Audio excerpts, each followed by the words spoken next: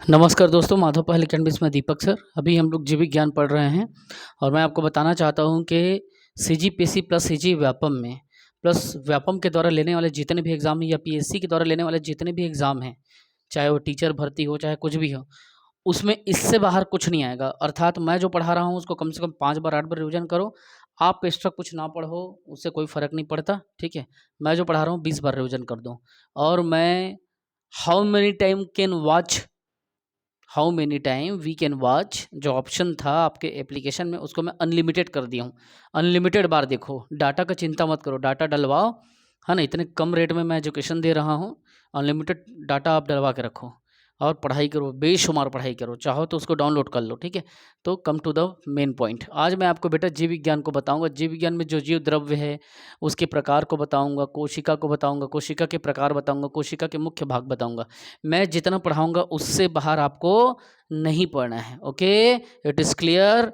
ध्यान से समझिए कि मैं क्या समझा रहा हूँ, किस कंटेंट को बता रहा हूँ। पिछले 20 सालों के एक्सपीरियंस के आधार पर पे जो क्वेश्चन आए हैं, 20 सालों में जितने भी क्वेश्चन आए हैं, उसी एक्सपीरियंस बेस्ड पे पूरा टॉपिक को मैं यहाँ पे कवर कराया हूँ। अब तक मैंने टोटल 9 एग्ज़ाम निकाल लिया, एक सेल का एग्ज़ाम निकाल लिया। टोटल मैंने 10 एग्ज़ाम निकाल लिया। 10 एग्ज़ाम में 6 सेंट्रल गवर्नमेंट का हो गया, 5 और उसके बाद में 4 स्टेट गवर्नमेंट का हो गया। इसका टारगेट है कम से कम मेरा 25 एग्ज़ाम निकालना, ठीक है। तो जो मैं पढ़ा रहा हूँ, जितना मैं पढ़ा रहा हूँ, उसको शांति से पढ़ें, ईमानदारी से पढ़ें, रिविज़न करके पढ़ें, ठीक है। मैं एक बात हमेशा बताना चाहता हूँ, सफलता का मूल मंत्र किसी स्टूडेंट के लिए अगर कोई चीज़ है तो वो है रिविज़न के लिए। अगर आप रिविज़न करते हो तो नॉलेज यहाँ पुख्ता होता है। जब पुख्ता नॉलेज होता है तो 4 के बीच में बोलने, समझने, पढ़ाने, लिखाने के योग्य हो पाते हो, ठीक है। देखो, जीव विज्ञान में आज हम देखेंगे जीव द्रव्य के बारे में। जीव द्रव्य का नामकरण जो है पुरकिंजे ने किया था। कब? 1839 में।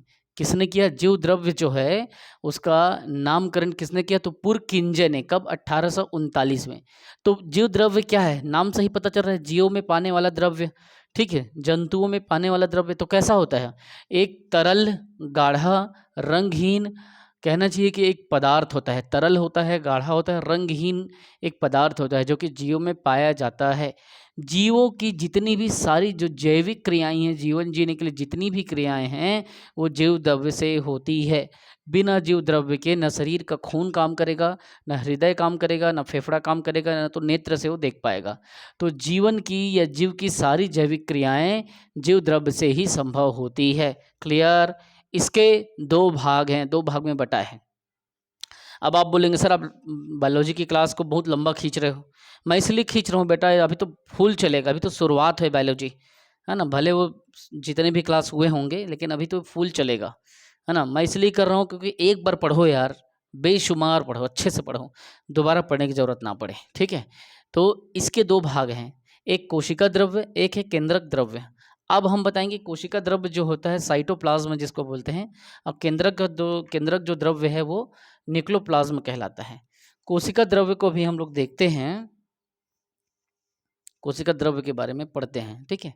कोशिका द्रव्य जो होता है बेटा, ये कोशिका के केंद्रक और जो केंद्रक होता है और कोशिका झिल्ली, इन दोनों के बीच में होता है। कौन? कोशिका द्रव्य।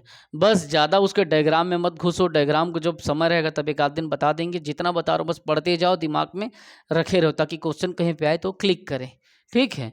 तो कोशिका द्रव्य जो है कोशिका के केंद्रक और कोशिका झिल्ली के बीच में होता है। कहाँ पे होता है? तो केंद्रक में और कोशिका झिल्ली के बीच में। मान लो ये यहाँ पे द्रव्य भरा हुआ है, ठीक है। तो ये केंद्रक, जो सेंट्रल में केंद्रक होता है और झिल्ली, इन दोनों के, यहाँ ये झिल्ली है मान लो, ठीक है। तो इन दोनों के बीच में फुलफिल रहेगा ऐसा। बाकी आप उतना दिमाग मत लगाओ, फिर डायग्राम को रटने का। प्री में तो खाली सर्कल बनाना है ना, व्यापम में सर्कल बनाना है, शिक्षक भर्ती में सर्कल बनाना है, डायग्राम नहीं छापना। बस ये जान लो कोशिका द्रव्य कहाँ रहता है, तो केंद्रक और कोशिका झिल्ली के बीच में होता है जो द्रव्य होता है कोशिका द्रव्य। अब देखेंगे केंद्रक का द्रव्य, न्यूक्लियोप्लाज्मा। तो न्यूक्लियोप्लाज्मा कहाँ होता है? ये कोशिका के केंद्रक के अंदर में रहता है। किसमें? ये केंद्रक के अंदर में रहता है, केंद्रक द्रव्य, इसीलिए केंद्रक का द्रव्य। कोशिका द्रव्य कोशिका के केंद्रक और कोशिका झिल्ली के बीच में रहता है ये। और ये कहाँ पे रहता है? कोशिका के केंद्रक के अंदर उपस्थित रहता है। अब हम एक ठो आपको नोट कराना चाहते हैं किसी इंपॉर्टेंट बीज को कि जीव द्रव्य का जो जीव द्रव्य है, जो जीव द्रव्य जीवन में या फिर जंतुओं के या फिर मानव के शरीर में जो पाया जाता है, उसका 99% भाग 4 तत्वों से मिलकर बना रहता है। कितने तत्वों से बना रहता है बेटा? 4 तत्वों से। कौन कौन सा? पहला ऑक्सीजन 76%, दूसरा कार्बन 10.5%, तीसरा हाइड्रोजन 10% और नाइट्रोजन 2.5%। अर्थात सबसे ज़्यादा जीव द्रव्य में कोई चीज़ पाई जाती है तो ऑक्सीजन 76%, दूसरे में कार्बन पाया जाता है मात्र 10.5%, फिर हाइड्रोजन 10, नाइट्रोजन 2.5। सबसे ज़्यादा ऑक्सीजन 76% को आपको याद रखना है। पीएससी कैसे पूछेगा कि जीव द्रव्य में 99% भाग में सर्वाधिक किसकी मात्रा पाई जाती है? ऑक्सीजन होगा 76%। लेकिन एक बात और आपको याद रखना होगा, जो जीव द्रव्य होता है ऑक्सीजन 76% होता है, लेकिन ऑक्सीजन में भी जल की मात्रा होती है। ठीक है, तो जीव द्रव्य का 80% जो भाग होता है किससे बना होता है? जल से बना होता है। किससे? जल से बना होता है। याद रखें, जीव द्रव्य का 99% भाग 4 तत्वों से, तत्व बोले तो 4 तत्वों से, ऑक्सीजन, कार्बन, हाइड्रोजन, नाइट्रोजन। लेकिन जीव द्रव्य का जो 80% जो सेगमेंट है उसमें जल पाया जाता है, 80% सेगमेंट में जल पाया जाता है, और जो बचा हुआ 20% सेगमेंट है, अगर उसमें कोई तत्व पाया जाता है तो उस 20% का समझ लो ऑक्सीजन 76%, कार्बन इतना प्रतिशत, हाइड्रोजन 10, नाइट्रोजन 2.5। समझ रहे हो? 80% भाग में पानी रहता है। अब 20% जो भाग है समझ लो उसमें जो कहना चाहिए कि कंटेंट है वो उसका 20% का है ना, उसका 99% जो तत्व में बटा रहता है ना, वो सेगमेंट है। समझ रहे हो आप? आपको बस यही दिमाग में रखना है कि जीव द्रव्य का 80% भाग जल से बना रहता है तथा 99% भाग जो है 4 अलग अलग तत्वों से मिलकर बनता है। जब तत्वों की बात आएगी तो 99% भाग को 4 तत्वों में तोड़ देना। ठीक है, बस आपको इतना याद रखना। जीव द्रव्य में अकार्बनिक व कार्बनिक का अनुपात अगर पूछता है, जैसे व्यापम पूछा था इसको कि जीव द्रव्य जो हमारा होता है, जैसे जैविक क्रिया संचालित होती है, उसमें कार्बनिक और अकार्बनिक पदार्थों का अनुपात कितना है? तो कार्बनिक और अकार्बनिक में आपको क्या, अकार्बनिक का 81, कार्बनिक का 19।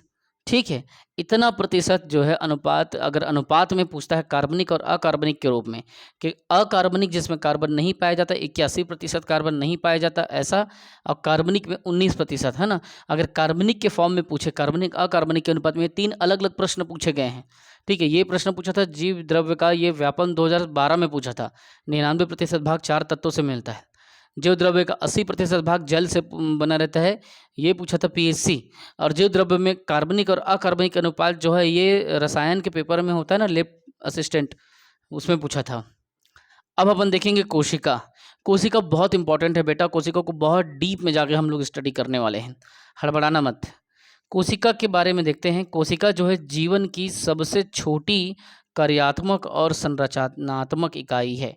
मतलब जो कोशिका है आपके जीवन की सबसे छोटी कार्यात्मक और कार्यात्मक मतलब फंक्शनल प्लस संरचनात्मक मतलब स्ट्रक्चरल जो होता है ना, वो इकाई है। फंक्शनल और स्ट्रक्चरल बेस्ड इकाई है कौन? कोशिका। जीवन की इकाई सबसे छोटी। एंटोन वान लीवेनहॉक ने सबसे पहले कोशिका को देखा था और उसका वर्णन किया था। किसने? आईएमपी करो यहाँ पे। एंटोन वान और लीवेनहॉक ने कोशिका को सर्वप्रथम देखा था और उसका वर्णन किया था। किसने बेटा? एंटोन वान और लीवेनहॉक ने। अब देखना यहाँ वैज्ञानिक का नाम आते जाएगा। जो कोशिका है उसको सेल्स कहते हैं इंग्लिश में, तो कोशिका के अध्ययन को साइटोलॉजी कहते हैं। क्या कहते हैं बेटा? साइटोलॉजी कहते हैं। अब हमने एंटोन वान और लीवेनहॉक तो देख लिया, एंटोन वान देखा, लीवेनहॉक देखा। अब हम देखेंगे रॉबर्ट हुक ने 1665 में कोशिका शब्द का प्रयोग किया था। यहाँ पे पॉइंट बनाओ। जो रॉबर्ट हुक है, देखो एंटोन वान और लीवेनहॉक ने सबसे पहले कोशिका को देखा, ठीक है, और उसका वर्णन किया। देखने वाला कौन था? तो एंटोन वान लीवेनहॉक। लेकिन कोशिका शब्द का प्रयोग किसने किया? तो रॉबर्ट हुक ने किया। कब? 1665 में। क्लियर? देखने वाला, वर्णन करने वाला वो है, नाम देने वाला या कोशिका शब्द का प्रयोग करने वाला रॉबर्ट हुक है, 1665। सबसे लंबी कोशिका तंत्रिका तंत्र की होती है। किसकी होती है? ये सब आईएमपी क्वेश्चन पूछा गया है। किस चीज की, किस सिस्टम की जो कोशिका सबसे लंबी होती है? तो तंत्रिका जो तंत्र है हमारा, उसकी कोशिका जो है सबसे लंबी या लॉन्गेस्ट सेल्स होती है। ठीक है, फिर अब लंबी देख ली, लंबी। अब सबसे बड़ी कोशिका देखेंगे। सबसे बड़ी जो कोशिका है किसकी होती है? तो शुतुरमुर्ग के अंडे की। किसकी? शुतुरमुर्ग। शुतुरमुर्ग के अंडे की कोशिका सबसे बड़ी होती है, जबकि सबसे लंबी तंत्रिका तंत्र की कोशिका होती है। अब तीसरा वैज्ञानिक का नाम देखो। कोशिका का सिद्धांत का प्रतिपादन किसने किया? तो 1838 से 39 के वित्तीय वर्ष में मैथियस स्लाइडेन ने कोशिका सिद्धांत का प्रतिपादन 1838-39 में किया था। मैथियस स्लाइडेन प्लस थियोडोर स्वान ने किया था। प्लस थियोडोर स्वान, ये दो लोगों ने मिल करके क्या किया था? कोशिका के सिद्धांत का प्रतिपादन किया था। मतलब कोशिका के लिए 3 प्रमुख वैज्ञानिक के नाम याद रखना, 4 प्रमुख। एंटन लीवेनहॉक ने क्या किया? सबसे पहले देखा और वर्णन किया। किसने? एंटन वॉन लीवेनहॉक ने। दूसरा, कोशिका शब्द का प्रयोग किसने किया? जो कोशिका टर्म है, जो सेल से शब्द है, तो उसको रॉबर्ट हुक ने 1665 में बोला कि ये कोशिका है। जो एंटन वॉन लीवेनहॉक ने देखा है वो क्या है? कोशिका है। किसने कहा? रॉबर्ट हुक ने। अब कोशिका का सिद्धांत बना, फिर आगे उस पर रिसर्च हुआ, प्रिंसिपल हुआ, तो इसका सिद्धांत हुआ। सिद्धांत का प्रतिपादन किसने किया? तो मैथियस स्लाइडेन और थियोडोर स्वान ने किया। ये हो गया। अब देखो बेटा, कोशिका कैसे बनता है, कोशिका का संगठन कैसे होता है। कोशिका में मैं आपको बताया हूँ। देखो, जीव द्रव्य, अपन बोले जीव द्रव्य का 80% भाग जल से बना होता है, अर्थात कहीं ना कहीं जो कोशिका है उसमें भी जल की मात्रा होगी। अब देखते हैं कोशिका का संगठन। सबसे पहले जल जो है 70 से 90% के बीच में इतना जल होता है। ठीक है, 70 से 90%। प्रोटीन होता है 10 से 15%। लिपिड जो तत्व है वो 2% पाया जाता है, और न्यूक्लिक एसिड है वो 5 से 7%, जबकि कार्बोहाइड्रेट 3% और आयन जो है 1%। आई रिपीट इट, जल सबसे ज़्यादा पाया जाता है। अगर कोशिका में सर्वाधिक कोई चीज़ पाया जाता है तो जल। कितना परसेंट? 70 से 90%। दूसरे में प्रोटीन पाया जाता है 10 से 15%। तीसरे में लिपिड पाया जाता है 2%। फिर चौथे में जो है न्यूक्लिक एसिड पाया जाता है 5 से 7%। फिर पांचवें में कार्बोहाइड्रेट पाया जाता है 3%, और आयन पाया जाता है 1%। क्लियर? अब हमने कोशिका देख लिया, कोशिका का बेसिक कॉन्सेप्ट समझा, कोशिका के संगठन देख लिया, मतलब क्या क्या पाया जाता है। सर्वाधिक जल पाया जाता है, सबसे कम जो है उसमें आयन पाया जाता है। अब देखेंगे कोशिका के प्रकार। क्या देखेंगे? कोशिका के प्रकार। कोशिका के प्रकार 2 होते हैं बेटा। एक होता है प्रोकैरियोटिक और दूसरा है यूकैरियोटिक। एक होता है प्रोकैरियोटिक और दूसरा है यूकैरियोटिक।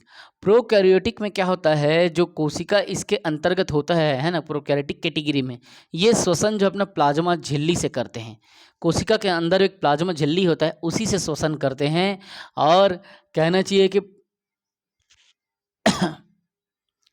ये जो कोशिका है, समझना आपको, इसमें ना श्वसन तो प्लाज्मा झिल्ली से हुआ, ठीक है।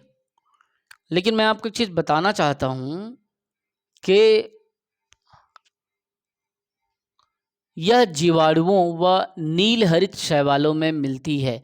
अगर आपको देखा जाए, ये किस में मिलती है? किस में देखने को मिलती है? प्रोकैरियोटिक। तो जीवाणुओं में और नीले हरित शैवालों में ये मिलती है। श्वसन किससे? तो प्लाज्मा झिल्ली से।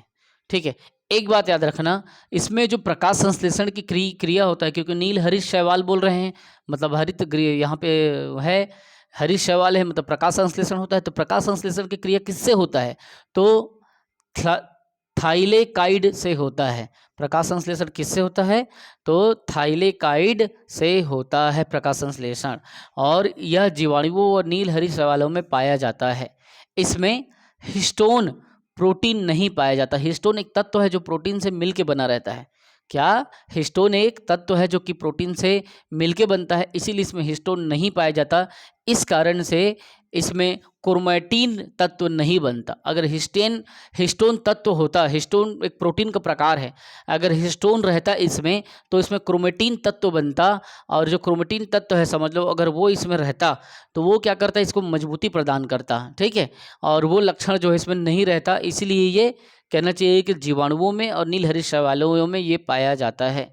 इसमें केवल डीएनए का ही गुणसूत्र, मतलब सूत्र जो है गुणसूत्र में पाया जाता है। अगर आपसे पूछा जाए कि इनमें से कौन सी कोशिका का केवल डीएनए का ही गुण मतलब सूत्र जो है गुणसूत्र में पाया जाता है, तो प्रोकैरियोटिक कोशिका का केवल डीएनए का ही सूत्र जो है गुणसूत्र में पाया जाता है। अर्थात केवल डीएनए का ही जो सूत्र है किस में पाया जाता है, तो गुणसूत्र या क्रोमोसोम्स में पाया जाता है, याद रखना।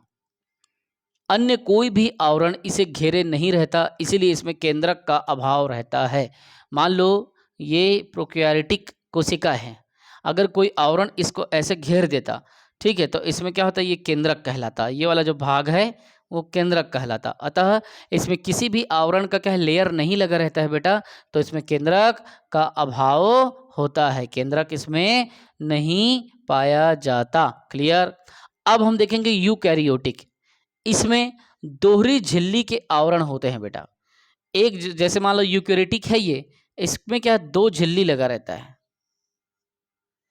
केंद्रक देखिए समझो, इसमें दोहरी झिल्ली के आवरण होते हैं, इस कारण से केंद्रक जो है आवरण से घिरा रहता है। इसमें डीएनए व हिस्टोन प्रोटीन के संयुक्त होने से बनी क्रोमैटिन व केंद्रिका पाया जाता है। तो इसमें जब हिस्टोन प्रोटीन मिलेगा ना तो क्रोमैटिन बनता है, ठीक, और केंद्रिका भी पाया जाता है, जो केंद्रिका इसको ढके रहती है। तो याद रखिएगा यूकैरियोटिक में इसमें दोहरी झिल्ली के आवरण होते हैं, पहला चीज। दूसरा, केंद्रक और केंद्रक जो होता है, इसका जो केंद्रक होता है, मान लो ये केंद्रक है उदाहरण के लिए, इसका केंद्रक जो है आवरण से घिरा रहता है, लेयर से घिरा रहता है, ठीक है। इसमें डीएनए और हिस्टोन प्रोटीन के दोनों के मिल करके बने हुए क्रोमैटिन व केंद्रिका पाई जाती है, जबकि इसमें नहीं पाई जाती। इसमें हिस्टोन प्रोटीन नहीं पाया जाता, इसीलिए क्रोमैटिन नहीं पाया जाता। इसमें हिस्टोन प्रोटीन पाया जाता है, हिस्टोन प्रोटीन पाया जाता है, इसलिए क्या पाया जाता है, तो केंद्रिका पाया जाता है, क्रोमैटिन पाया जाता है, ठीक है। केंद्रिका मतलब कहना चाहिए कि उसका लेयर। तो क्रोमैटिन तब पाया जाएगा जब हिस्टोन प्रोटीन रहेगा। इसका श्वसन जो है बेटा वो माइटोकॉन्ड्रिया के द्वारा श्वसन होता है, जबकि इसका श्वसन प्लाज्मा झिल्ली के द्वारा होता है। प्रोकैरियोटिक का प्लाज्मा झिल्ली और यूकैरियोटिक का श्वसन माइटोकॉन्ड्रिया के द्वारा होता है। इसमें प्रकाश संश्लेषण की क्रिया को क्लोरोप्लास्ट के द्वारा करते हैं, जबकि इसमें जो है थाइलेकाइड के द्वारा होता है। प्रोकैरियोटिक में, यूकैरियोटिक में क्लोरोप्लास्ट के द्वारा।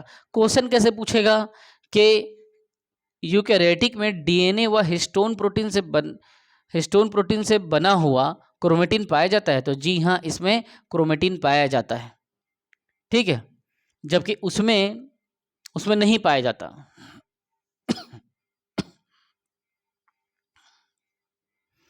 इसमें प्रकाश संश्लेषण क्लोरोप्लास्ट से होता है, जबकि इसमें प्रकाश संश्लेषण जो थाइलेकाइड से होता है। इसका जो श्वसन है वो माइटोकॉन्ड्रिया से होता है, इसका श्वसन जो है प्लाज्मा झिल्ली से होता है। बस इतना ही इंपॉर्टेंट, इसी से क्वेश्चन पूछा है। अब मैं आपको बताऊंगा कोशिका के कंपोनेंट, मुख्य भाग, मेन कंपोनेंट ऑफ सेल्स। अभी तो मैं सिर्फ इस क्लास में 3 ही भाग को बताऊंगा, एक कोशिका भित्ति, कोशिका झिल्ली और तारक काय। ये 3 भाग को बताऊंगा, कोशिका भित्ति, कोशिका झिल्ली, तारक काय। उसके बाद में इसके जो और कंपोनेंट है 14-15 हम लोगों को इसका भाग को देखना है, और इसलिए बता रहा हूँ क्योंकि कोशिका से क्वेश्चन आता ही है।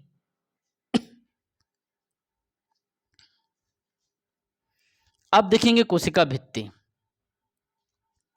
कोशिका भित्ति किस में पाया जाता है? केवल पादप कोशिकाओं में पाया जाता है, केवल पौधों के ही कोशिकाओं में पाया जाता है, या पेड़ों को ही कोशिकाओं में पाया जाता है।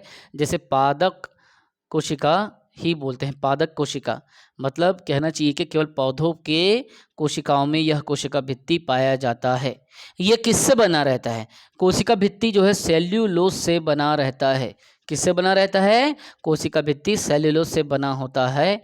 यह जो है कोशिका के आकार तथा आकृति को प्रदान करने में सहायता प्रदान करता है। कोशिका कैसे बनेगा, उसकी आकार क्या होगा, आकृति क्या होगा, यह कौन डिसाइड करता है, कोशिका भित्ति। कोशिका भित्ति किससे बना रहता है, केवल पादप कोशिकाओं में पाया जाता है, सेल्यूलोज का बना रहता है। यह कोशिका के आकार तथा आकृति को बनाने में मदद करता है। अब देखेंगे कोशिका झिल्ली। हमने भित्ति समझ लिया, अब हम देखेंगे झिल्ली। कोशिका के सभी अवयव एक पतली झिल्ली से घिरे रहता है। जो झिल्ली होती है, देखो समझो, कोशिका झिल्ली, कोशिका के जितने भी अवयव है, जितने भी कंपोनेंट हैं, जितने भी भाग हैं, एक पतली झिल्ली से क्या रहता है। मान लो कोशिका का ये कोई भाग है, केंद्रक है उदाहरण के लिए, ये पतली झिल्ली से क्या होगा, पूरा लेयर से वो क्या रहेगा, लेयराइज्ड रहेगा, मतलब लेयर उसमें बना रहेगा, है ना। तो कोशिका झिल्ली किसको कहेंगे, कोशिका के सभी अवयव एक पतली झिल्ली से घिरे रहते हैं और यही कोशिका झिल्ली कहलाती है। कोशिका झिल्ली जो है किसकी बनी होती है, तो कोशिका झिल्ली जो है लिपिड की बनी रहती है। किसकी, लिपिड नामक तत्व की, पदार्थ की बनी होती है। कोशिका झिल्ली का नेचर कैसा है, तो ये अर्ध पारगम्य झिल्ली है, मतलब सेमी ट्रांसपेरेंट झिल्ली है। इससे आधा मतलब आर पार दिखता है। झिल्ली में प्रोटीन व कार्बोहाइड्रेट पाया जाता है। कोशिका झिल्ली में क्या, तो प्रोटीन और कार्बोहाइड्रेट मिलता है। फिर से समझ आ रहा हूँ एक बार फिर से। कोशिका झिल्ली जो है कोशिका के सभी अवयवों को ढके रहती है, एक पतली झिल्ली के रूप में कोशिका के सभी अवयव के ऊपर में लगी रहती है। यह जो झिल्ली है वो कहना चाहिए कि अर्ध पारगम्य झिल्ली है, जो कि किसकी बनी होती है, तो लिपिड की बनी रहती है। जो ऐसे घेरा रहता है सारे उसके पार्ट्स को कोशिका का, वो लिपिड का बना रहता है। इस झिल्ली में, कोशिका झिल्ली में प्रोटीन और कार्बोहाइड्रेट पाया जाता है। ठीक है, क्लियर। अब देखेंगे तारक काय। तारक काय क्या होता है, इसकी खोज जो है बोबेरी नामक वैज्ञानिक ने की थी। किसने, बोबेरी ने। किसकी, तारक काय की खोज बोबेरी नामक वैज्ञानिक ने की थी। ये केवल जंतु कोशिकाओं में पाया जाता है, ना कि पादप कोशिकाओं में, याद रखना। जैसे कोशिका भित्ति केवल पादप जो कोशिकाएं हैं उसमें पादप कोशिकाएं में पाया जाता था, कोशिका भित्ति, जबकि तारक काय केवल जंतु कोशिकाओं में पाया जाएगा, केवल मानव में या प्राणियों में पाया जाएगा, ना कि पेड़ पौधे लकड़ी इत्यादि में नहीं पाया जाएगा। इसके अंदर एक या दो कण होते हैं छोटे छोटे, वैसी संरचना होती है। तारक काय का मतलब छोटे छोटे तार के आकार का छोटा छोटा, कहना चाहिए कि कण देखने को मिलता है, जो कि एक होगा या दो होगा, ठीक, उससे ज़्यादा नहीं होता। एक या दो कण जैसी रचना होती है, उसी को ही सेंट्रियोल कहते हैं। क्या कहते हैं, सेंट्रियोल कहते हैं। अर्थात तारक काय की खोज बोबेरी ने की थी। ये केवल जंतु कोशिकाओं में क्या पाया जाता है, इसके अंदर एक या दो कण, छोटे छोटे कण, एलिमेंट जैसी रचना होती है, जिसे सेंट्रियोल कहते हैं। आगे की क्लास को हम लोग और देखेंगे इसके कंपोनेंट को। अभी कोशिका के मुख्य भागों में केवल 1 2 3 बताया हूँ, कोशिका भित्ति, कोशिका झिल्ली और तारक काय। आगे और बताऊंगा, मैं बार बार समझा रहा हूँ, मैं जो पढ़ा रहा हूँ उसको 20 बार 25 बार रिवीजन करो, बाकी कुछ भी ना पढ़ो। 10 अलग अलग किताब पढ़ने से बेहतर है बेटा एक किताब को 10 टाइम्स आप पढ़ लो। मतलब मेरी तरह द्वारा बताए गए इस किताब को, इस क्लास को 10 बार पढ़ लो। इसमें पुराने 20-25 साल के क्वेश्चन मिले रहते हैं, ना कि केवल बायोलॉजी में, सभी सब्जेक्ट में। और मैं यही कहूँगा, इतना कम फी में, मैं इतना कम कॉस्ट में आपको इतना पढ़ा रहा हूँ ना, आप क्या करो, अपने लोगों को जोड़ो इस मुहिम से, ताकि कम से कम चार्ज में, कम से कम फीस में बच्चा जो है पूरे 12 महीने तक का एजुकेशन ले सके। अगर आप 750 रुपये, 800 रुपये, 7,500 8,000 रुपये को अगर डिवाइड करोगे तो सिर्फ महीना का 700 रुपये मेरे को मिल रहा है। और एक दिन का अगर 3 क्लास के हिसाब से देखोगे तो सिर्फ 7 रुपये ले रहा हूँ एक क्लास का, जो कि बहुत कम है। लेकिन बच्चों को एजुकेशन मिले कम रेट में, ये मेरा उद्देश्य है, ये मेरा प्रयास है। ठीक है, तो जुड़ो और 4 को छोड़ो इस मुहिम पे, ताकि मिनिमम कॉस्ट पे अच्छी एजुकेशन मिल सके। जय हिंद।